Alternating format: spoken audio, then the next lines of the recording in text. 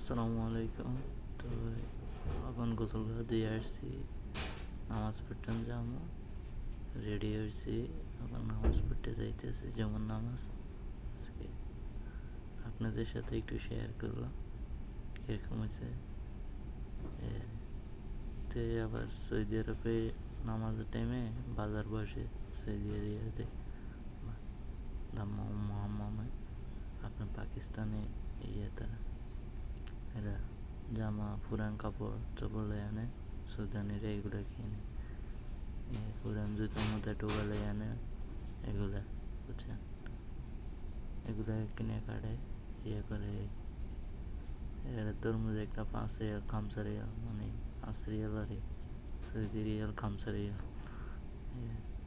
আর পেঁয়াজ বেছে, রসুন বেছে কানিত করে 18 রিয়াল।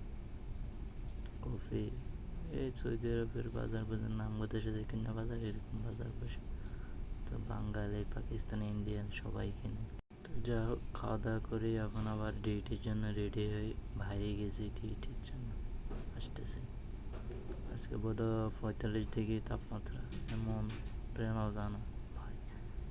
আমাদের ভাই বেড়াদারা কেমনে কাজ করে এই রোদে ভাই, রড সিমেন্টের কাজ, বুঝলাম না, এত তাপমাত্রা কাজ করা যায় না। আসেন সৌদি আরবে আসলে বুঝবেন, এখন বুঝতেছেন না,